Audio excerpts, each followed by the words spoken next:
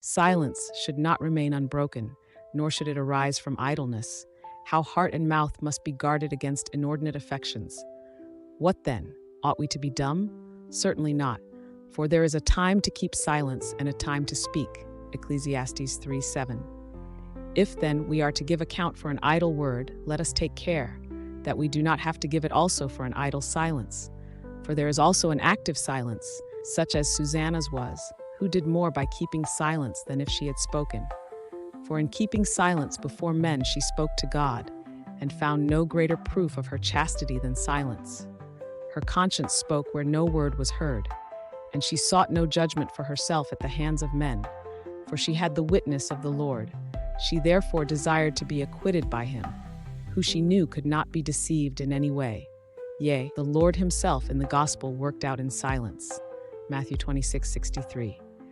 David rightly therefore enjoined on himself not constant silence, but watchfulness. Let us then guard our hearts, let us guard our mouths. Both have been written about.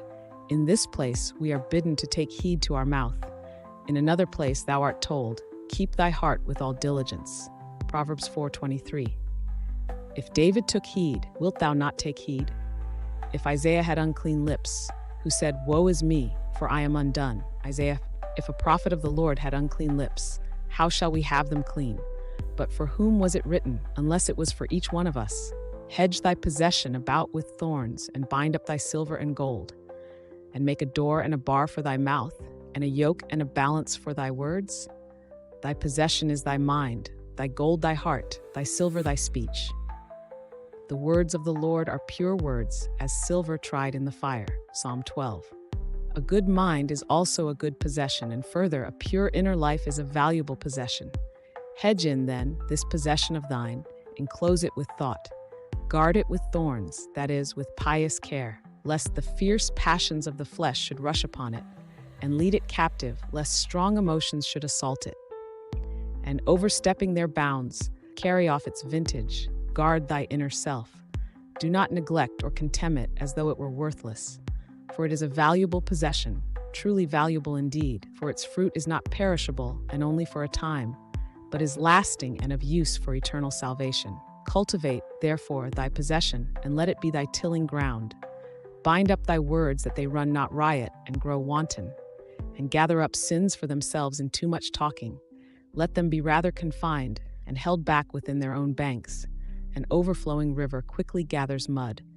Bind up also thy meaning, let it not be left slack and unchecked, lest it be said of thee, there is no healing balsam, nor oil. Sobriety of mind has its reins, whereby it is directed and guided. There be a door to thy mouth, that it may be shut, when need arises, and let it be carefully barred, that none may rouse thy voice to anger, and thou pay back abuse with abuse. Thou hast heard it read today, be ye angry and sin not. Psalm 4:4.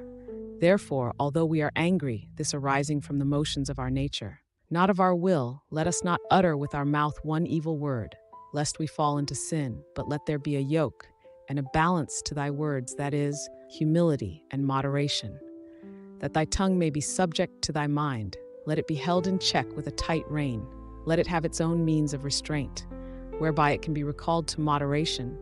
Let it utter words tried by the scales of justice, that there may be seriousness in our meaning, weight in our speech, and due measure in our words.